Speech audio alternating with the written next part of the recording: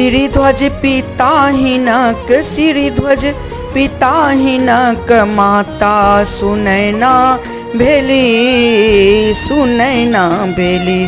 सिया धिया मिथिला के गौरव बढ़ेली।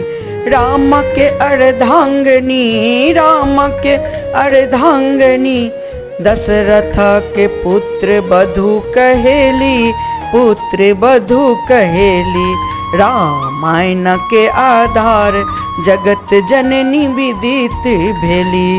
रामायण के आधार जगत जननी विदित भेली।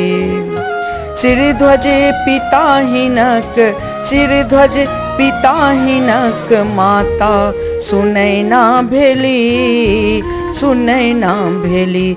सिया धिया मिथिला के गौरव बढ़े।